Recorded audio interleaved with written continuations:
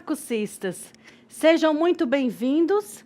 É um prazer estar aqui com vocês. Meu nome é Ariadne Maria Gonzaga. Trabalharemos a disciplina Psicologia da Educação. Peço que em nossas aulas vocês estejam munidos de papel e caneta para quando surgir alguma dúvida, vocês anotarem e depois postarem no fórum de Tira Dúvidas. Já aproveitando a oportunidade para dizer que vai haver um fórum Tira Dúvidas para cada uma das nossas aulas. Então, postem as dúvidas no fórum pertinente à aula. E para que tenhamos um bom resultado, será necessária a dedicação de vocês nos estudos e atividades da sala virtual. Mas também é muito importante que vocês leiam toda a apostila. Vamos começar?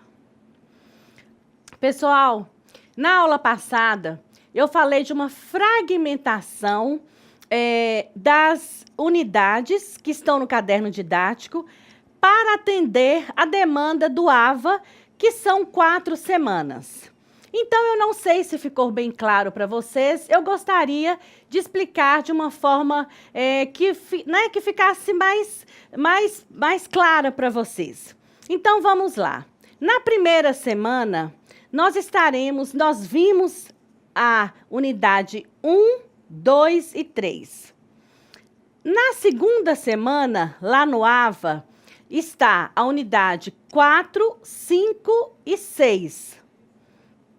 Na terceira semana, está a unidade 7 e 8. E na quarta semana, a unidade 9, 10 e 11. Por que essa fragmentação? Volto a dizer, atendendo a estrutura da sala virtual do AVA.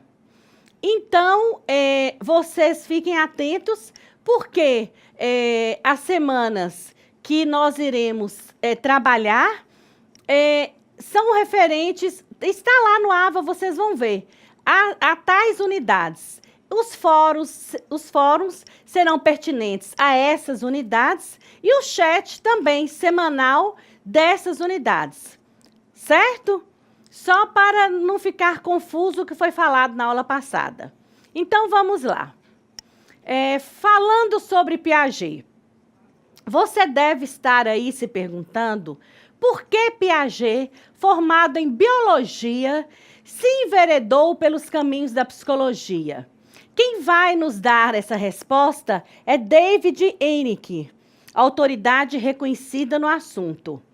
Primeiro, embora a biologia fosse o grande amor de Piaget, a disciplina na qual ele recebeu o doutorado, com a tese sobre moluscos, ele não estava satisfeito. Para começar, estava interessado nas questões filosóficas de como nós sabemos e seus estudos de biologia não eram o caminho suficiente direito para resolver tal problema. Desde então, Piaget direciona seus estudos para a área da epistemologia genética, que trata da formação e significado do conhecimento e dos meios pelos quais a mente humana se desenvolve, desde um baixo nível de conhecimento até o considerado mais alto. Pois bem, antes de passarmos a sua biografia, vamos traçar outros objetivos para essa unidade. Nessa unidade, nós pretendemos alcançar êxitos com os seguintes objetivos: oportunizar o acadêmico do curso um estudo sistemático dos fundamentos teóricos da epistemologia genética de Piaget, visando construir uma base sólida neste conhecimento para um melhor aproveitamento destes. Queremos também propiciar ao acadêmico a discriminação entre as diversas abordagens psicológicas piagetianas, as que lhe servirão como práticas educativas, e refletir também sobre as fases e as mudanças mais significativas que ocorrerem no indivíduo, de um modo especial na infância. Agora sim, nós vamos ao nosso ilustre pensador, Jean Piaget.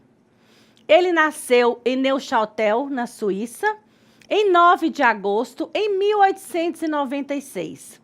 Aos 10 anos de idade, ele publicou seu primeiro artigo científico, gente. E aos 23 anos, ele formou-se em biologia. Mudou-se para Zurique, onde começou a trabalhar com o raciocínio da criança sobre a ótica da psicologia experimental. Publicou mais 50 livros, abordando questões relativas ao desenvolvimento cognitivo.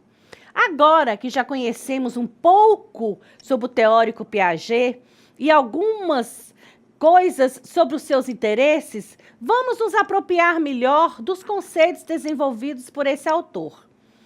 A base conceitual da teoria piagetiana.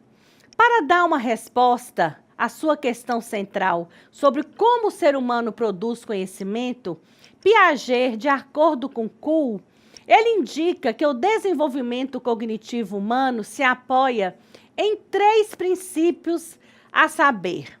Princípio 1, o primeiro. A inteligência humana é uma adaptação biológica, quer dizer, o mesmo processo de adaptação que ocorre entre o organismo e o meio produzido no terreno biológico acontece também no campo psicológico, em relação ao processo de conhecimento dos objetos. Exemplo, as plantas não se desenvolvem da mesma forma em todos os lugares. Se você muda uma planta de um lugar sombrio, por exemplo, para um local ensolarado, ela crescerá de forma diferente. Assim funciona a nossa inteligência. O princípio 2. O conhecimento é um processo de construção. Isso é, as pessoas não nascem providas das noções e das categorias de pensamento perfeitamente formuladas. Nem tampouco esse conhecimento é fornecido integralmente pelo meio. Cada um constrói o seu conhecimento. Princípio 3. O conhecimento é elaborado nos intercâmbios entre sujeito e objeto. Para Piaget, o conhecimento acontece porque o indivíduo, com o seu aparato genético e com as estimulações do meio, começa a formar esquemas e estruturas de conhecimento. Como você vê, o ponto inicial de Piaget representa uma crítica às ideias dominantes da época. Ou o conhecimento era inato e, portanto, o sujeito nasceria com ele racionalismo, isso quer dizer. Ou o conhecimento era completamente provido pelo meio, como uma tábua rasa ou como uma cera que o ambiente moldava. Isso chama empirismo. Piaget promove a lógica da interação entre sujeito e objeto, sem priorizar um em detrimento do outro. Cada um, sujeito e objeto, contribuem essencialmente no processo de construção do conhecimento. Após essas explicações, que julgamos necessárias, podemos iniciar a exposição dos conceitos piagetianos propriamente ditos. Esquema. O esquema é a unidade básica de organização da ação. Os primeiros esquemas são os reflexos e eles representam o ponto de partida para que o sujeito possa interagir com o meio. À medida que os esquemas vão se formando, o indivíduo vai se preparando para novas interações e ampliando o seu repertório de intervenções com o mundo em que o cerca.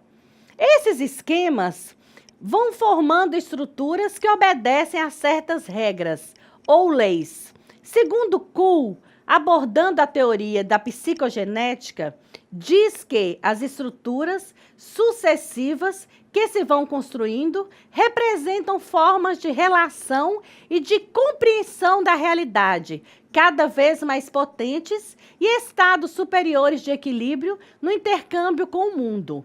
O processo de desenvolvimento cognitivo, para Piaget, define-se, pois, como uma sucessão de estágios qualitativamente diferentes e que vinculam na aparição das diferentes estruturas.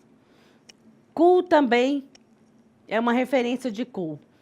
Kuhl Lu ainda apresenta estes esquemas de maneira bastante didática e de fácil assimilação em um quadro esquemático reproduzido, que nós vamos ver na plataforma. De acordo com Piaget, esquemas de ação física, os reflexos, produzem estruturas.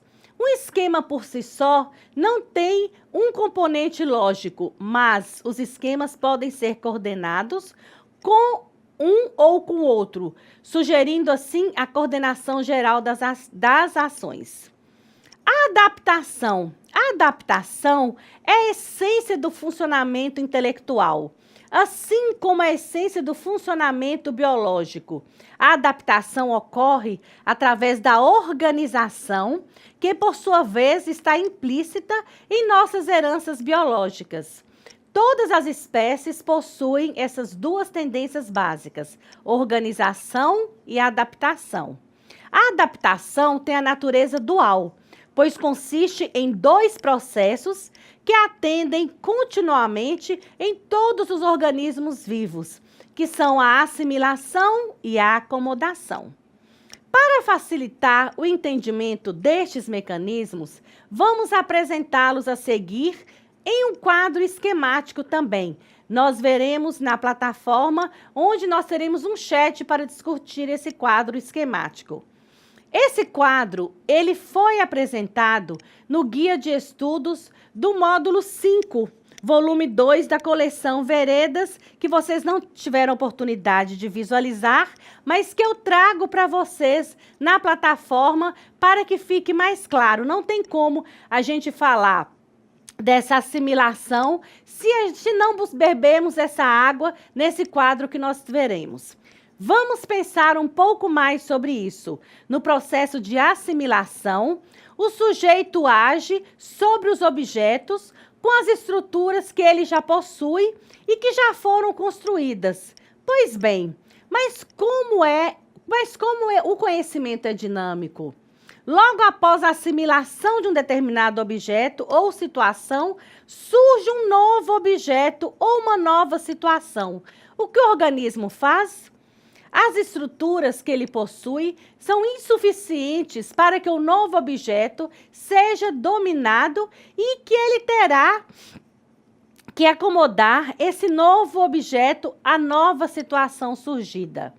Quando isso acontece, dizemos que o indivíduo adaptou.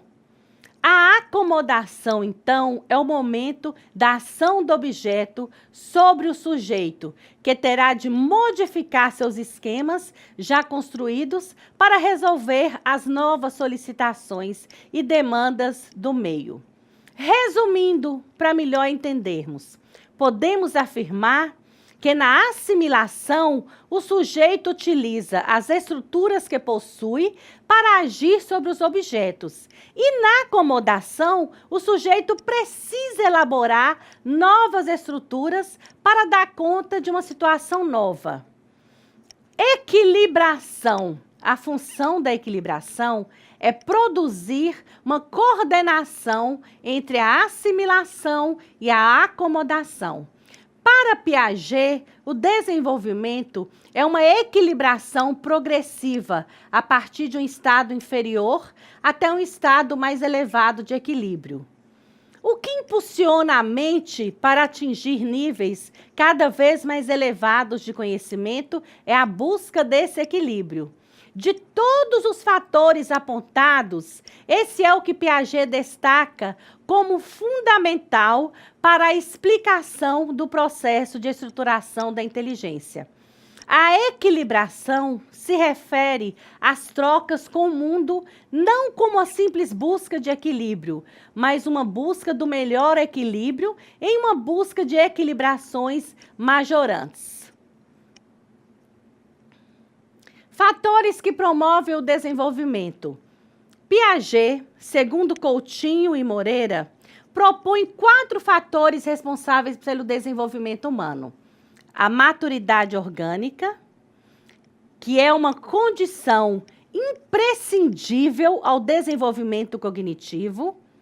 A maturidade orgânica, que permite, por exemplo, certas capacidades perceptivas, como a coordenação da visão, capacidade de apreensão, podemos ver que a maturidade orgânica é de fundamental importância para o desenvolvimento, mas não é o único fator responsável por ele. Vamos, então, ao segundo fator, a experiência. Não há construção de conhecimento sem experiência. Piaget, sendo um teórico interacionista, admite que o conhecimento seja construído na relação com o sujeito.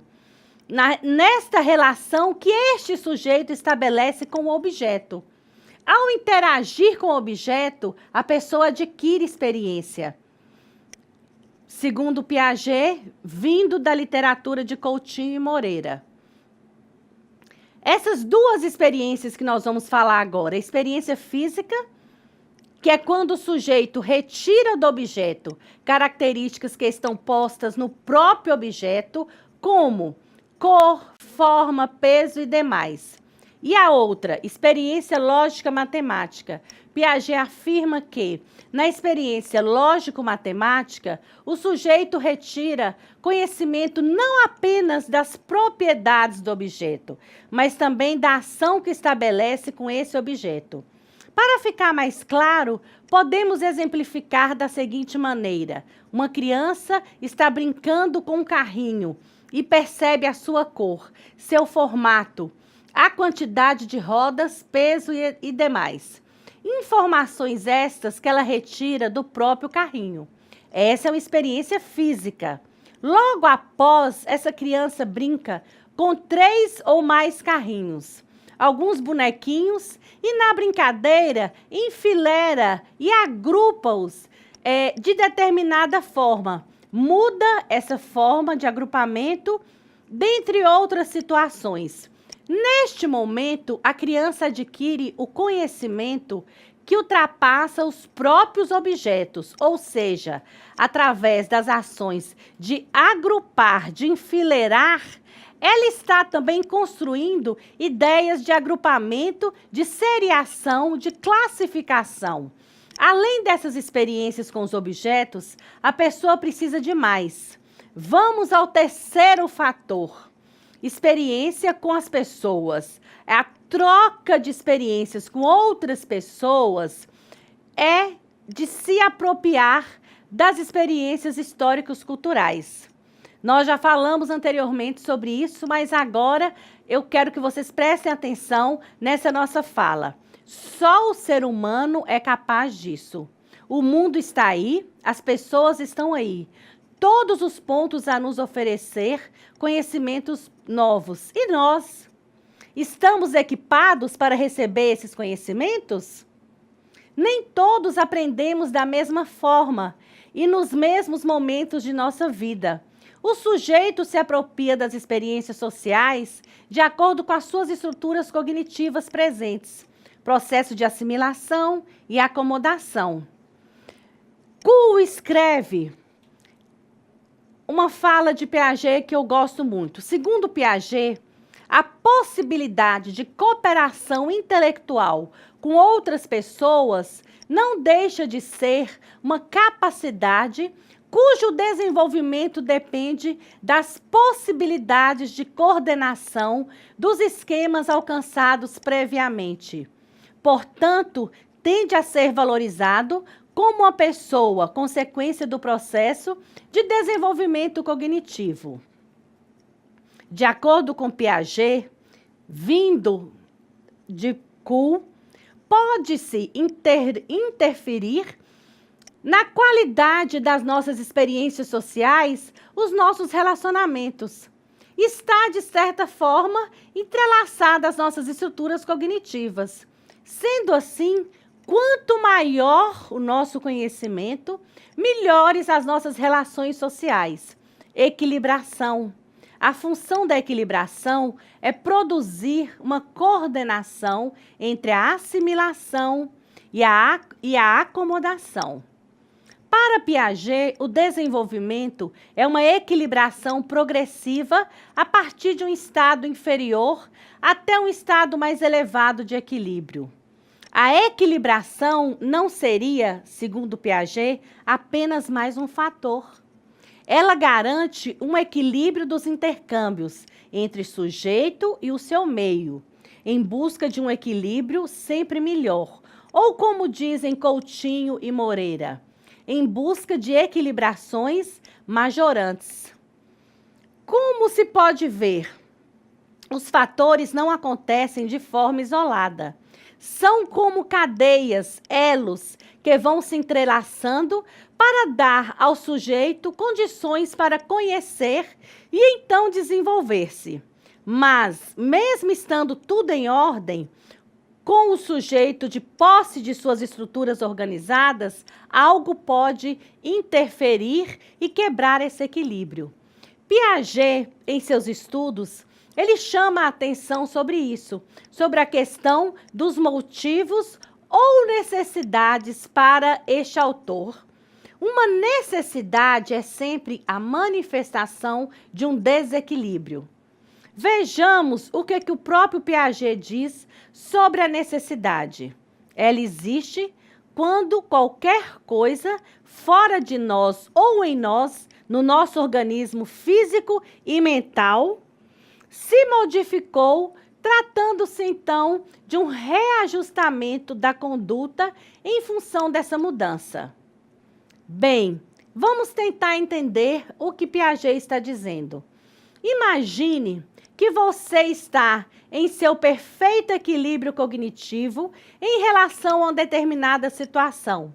Porém, surge aí um elemento novo e as estruturas que você possui não são suficientes para resolver as novas solicitações em que o meio está exigindo. O que acontece então? Você entra em desequilíbrio cognitivo e precisa construir novos esquemas e estruturas para dar conta da nova situação. Um exemplo bem simples é: você sabe andar de bicicleta e anda muito bem, faz piruetas em cima dela, isto é, você domina a bicicleta, conhece tudo sobre ela. Aí você ganha uma moto e ao chegar perto dela, quem domina quem? E como se a moto dissesse para você: vem, faça comigo o que faz com a sua bicicleta. Nesse momento, o objeto, que no caso é a moto, dominou você. Só que você é teimoso e diz: vamos ver se eu não vou te dominar também. Esse desequilíbrio causado pelo elemento novo surgido vai proporcionar a você a necessidade de buscar novos conhecimentos, construir novas estruturas para dominar aquele elemento novo.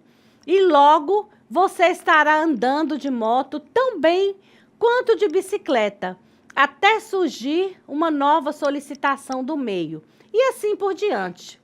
Estamos sempre em equilíbrio, desequilíbrio, reequilíbrio. Partindo desse princípio, podemos dizer que o desequilíbrio cognitivo é algo positivo, pois é graças a ele que estamos em constantes equilibrações majorantes. Para Piaget, a ação humana consiste nesse movimento contínuo e perpétuo de reajustamento ou de equilibração. É por isso que nas fases de construção inicial se pode considerar as estruturas mentais sucessivas que produzem o desenvolvimento como formas de equilíbrio, onde cada uma constitui um processo sobre as precedentes. É nesse movimento que o sujeito vai assimilando, acomodando, adaptando, isso é, construindo estruturas de organização mental, cada vez mais potente e superior, que vai definir os estágios pelos quais todas as pessoas passam, umas mais cedo, outras mais tarde, dependendo da maturidade orgânica, das experiências com os dois objetos, das pessoas e da equilibração alcançada. Lajonquier, em seu livro De Piaget a Freud, ele faz um estudo da obra de Piaget em suas análises, afirmando: A inteligência não é mais do que um conjunto de operações estruturadas que carregam consigo o poder da sua própria autoconservação. Neste sentido, pode-se dizer que ter sucesso nas aprendizagens não é nada mais e nada menos do que conseguir remover, após marchas e contramarchas, os erros construídos. Pode-se, então, deduzir do que vimos até agora que, segundo Piaget, a criança aprende através das suas experiências e o sucesso de suas aprendizagens depende dos erros cometidos, avaliados e reconstruídos com novos e melhores conhecimentos.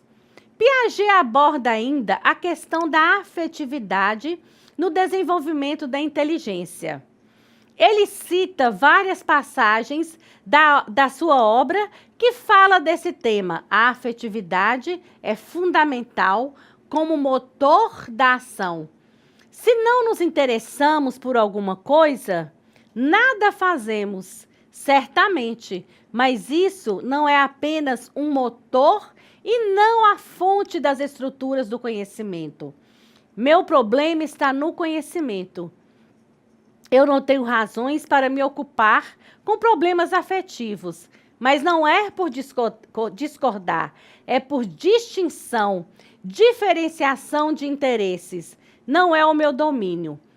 E, de uma maneira geral, eu tenho vergonha de dizer, eu me interesso pouco pelos indivíduos, pelo individual. Eu me interesso pelo que é geral, no desenvolvimento da inteligência e do conhecimento.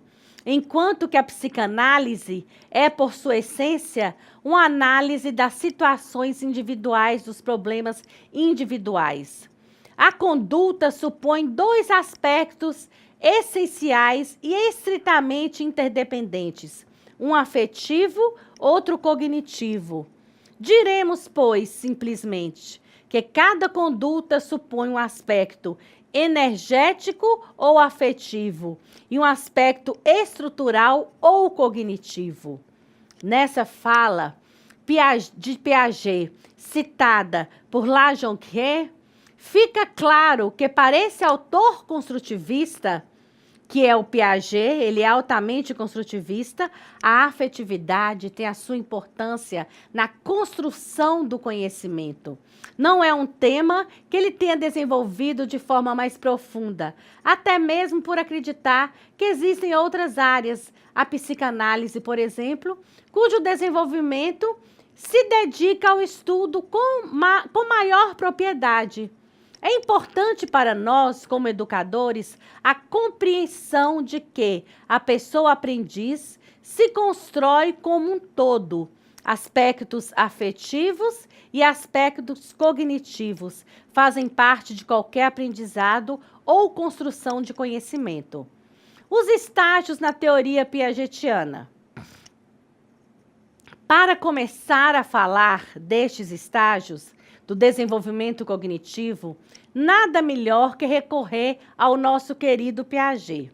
As estruturas variáveis serão, então, as formas de organização da atividade mental sobre um duplo aspecto, motor ou intelectual, de uma parte afetivo e de outra com suas duas dimensões, individual e social. Interindividual.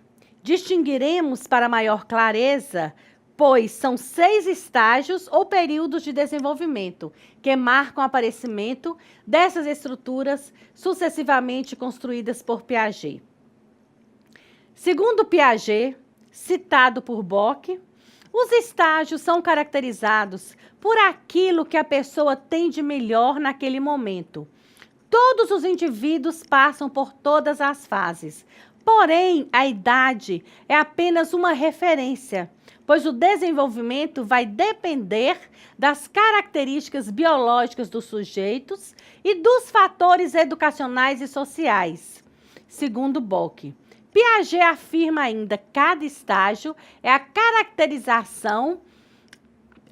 caracterizado, pela aparição de estruturas originais, cuja construção o distingue dos estágios anteriores. O essencial dessas construções sucessivas permanece no decorrer dos estágios anteriores, como subestruturas sobre as quais se edificam as novas características. Toda estrutura adquirida pela criança serve de base para as estruturas anteriores e posteriores. Nada se perde no aprendizado. Desde as primeiras ações do bebezinho, seus primeiros reflexos já demonstram formas de conhecimento que serão sofisticadas em estágios posteriores. Daí a importância de oferecer ao bebê estimulações sensoriais ricas desde os seus primeiros momentos de vida. Um quarto colorido, música ambiente, brinquedos de várias cores e texturas são instrumentos que proverão a inteligência prática necessária para a inteligência lógica matemática que surgirá no momento adequado.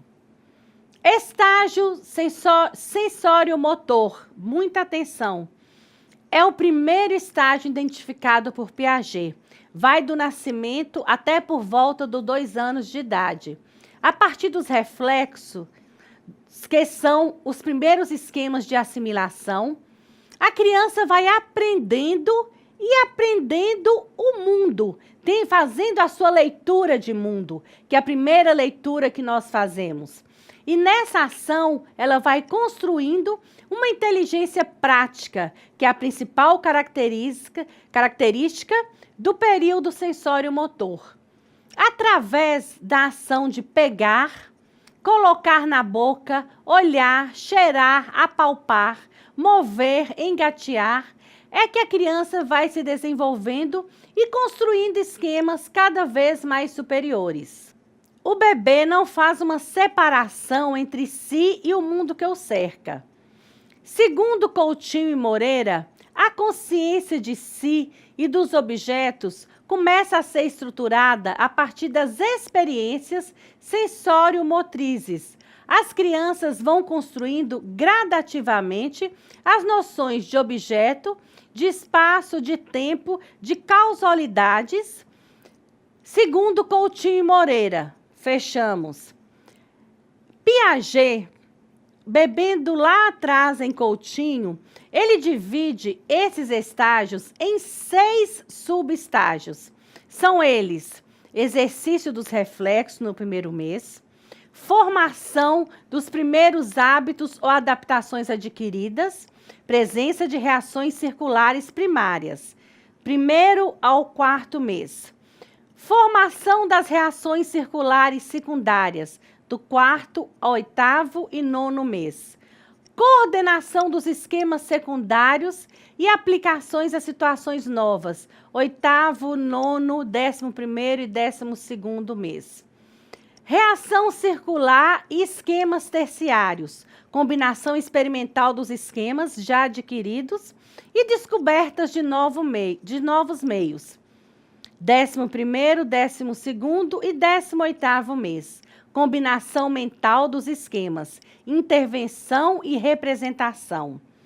18º, 24º mês.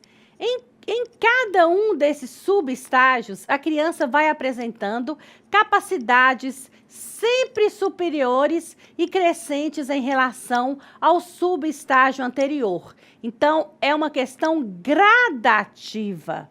Estágio pré-operatório para Piaget, em entrevista concedida a Richard. O período de 2 até mais ou menos os 7 anos de idade é caracterizado por 2 coisas. Primeiro, o aparecimento da função semiótica, isto é, a função representacional ou simbólica. Isso inclui a linguagem, é claro, mas não somente a linguagem, inclui também a imagem mental, imitação retardada, desenho dos quais estavam presentes antes dessa idade. Neste momento, a criança está vivendo um novo nível de inteligência. Após a inteligência prática, característica principal do período sensório-motor, a criança está entrando no mundo da inteligência em representação e pensamento. Qual a diferença entre essas duas formas de inteligência? Enquanto a inteligência prática se restringe à ação e aos órgãos dos sentidos, a inteligência representativa não será mais restrita à ação. Com o avanço da linguagem, a criança já é capaz de pensar e verbalizar seu pensamento, guardar a imagem mental e representar o mundo através do desenho e da fantasia. A imitação retardada, que difere da imitação simples, é também um avanço no pensamento da criança, que não mais precisa que o modelo a ser imitado esteja presente. Esse é um bom exemplo de que a criança já está operando com imagem mental. Outros exemplos são os jogos simbólicos e as brincadeiras de faz de conta, que são atividades muito utilizadas pelas crianças nesse período. Nessas brincadeiras, a criança representa diversos papéis: o pai, a mãe, a professora, a babá, e até criam amigos imaginários, com nomes características para serem participantes de suas brincadeiras. No jogo simbólico, a criança transforma a sua realidade, revive alegrias, resolve conflitos, medos, raiva. Ao representar, por exemplo, uma professora má sendo boazinha ou um pai agressivo demonstrando doçura e carinho. Algumas características fazem parte desse estágio. O egocentrismo. Piaget diz que o egocentrismo é uma atitude espontânea da criança, em que ela manifesta uma tendência em adaptar o mundo aos seus desejos e não o inverso. Pode-se dizer que o pensamento da criança pré-operatória está centrada em seu ponto de vista, não levando em consideração o ponto de vista de outras pessoas. Como consequência deste egocentrismo, outras características são demonstradas pela criança. O animismo. A criança acredita que as coisas possuem vida e são dotadas de sentimentos. Por que a lua parece se mover no céu? Para essa criança, é porque a lua nos acompanha com a intenção de nos seguir. A boneca chora porque tem fome. Um cabo de vassoura se transforma em um cavalo, assim como vários outros objetos. O mundo da criança de pensamento pré-operatório é um mundo de movimento e de fantasias. Finalismo. Todas as coisas têm como finalidade servir as pessoas e principalmente a criança. Quando se pergunta a uma criança o que é um objeto, ela responde dando uma finalidade a esse objeto e não o que é aquele objeto. Por exemplo, uma cadeira é para eu sentar, ou até substitui o eu pelo seu próprio nome. O artificialismo. Para a criança nessa idade, todas as coisas existem no mundo, inclusive a natureza, os rios, a montanha, foram construídas pelo homem. Interpretação mágico. O fenomenismo do mundo. Se a criança abre o olho, é porque o dia amanheceu. Esse é um pensamento mágico da criança egocêntrica. O estágio operatório concreto. Esse estágio tem o seu início por volta dos 7 anos, coincidindo com o começo da escolaridade da criança e vai até os 11, 12 anos, na entrada da puberdade. Vimos no período anterior, chamado pré-operatório, que o desenvolvimento mental é caracterizado pelo egocentrismo intelectual e social. Esse período começa a ser superado quando a criança inicia uma nova etapa, conhecida como a da construção lógica.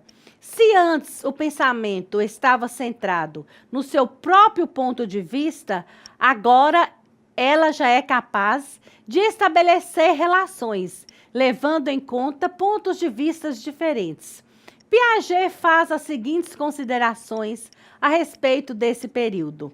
A essência de uma operação nesse nível está na interiorização de coordenações que já existem no plano das ações, mas agora que já estão interiorizadas, existe a possibilidade de reversibilidade. Pode-se voltar ao passado em pensamento. E mais, as operações são sempre coordenadas em estruturas totais. Por exemplo, o sistema de classificação ou uma série ordenada ou uma série de números naturais ou correspondências de um para o outro e daí por diante. Reversibilidade. A nomenclatura dessa palavra-chave do que acontece com a criança nesse período significa que o que se diz que a criança possui, o pensamento reversível ou irreversível? Vamos tentar compreender essa ideia. Piaget diz que a criança possui pensamento irreversível nos 2 primeiros períodos, o sensório-motor e o pré-operatório.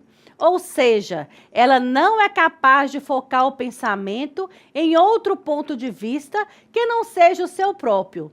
Se você disser a uma criança que de Montes Claros a Belo Horizonte existe uma distância de 420 quilômetros e perguntar-lhe em seguida qual a distância correspondente entre Belo Horizonte e Montes Claros, ela provavelmente dirá, não sei, pois não será capaz de fazer o percurso inverso. No período operatório concreto, há um avanço no pensamento da criança, pois ela desenvolve a capacidade de coordenar pontos de vista distintos e integrá-los de modo lógico e coerente.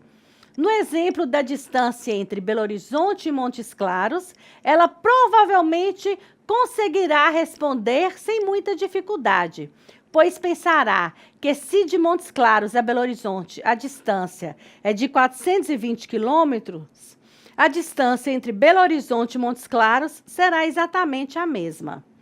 Isto representa um grande avanço no pensamento infantil e, de acordo com Piaget, estruturas como essas consistem em um campo muito novo agora e são instrumentos muito mais poderosos que o instrumento sensório-motor.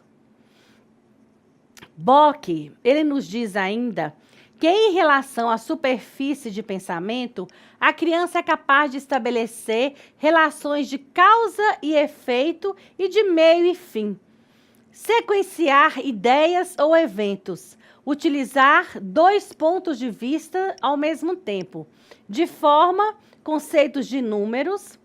Algumas características muito importantes nesse estágio são as noções de conservação da substância dos objetivos, por volta dos 7 anos. Esta noção de conservação de peso por volta dos 9 anos. E a noção de conservação de volume no final desse período.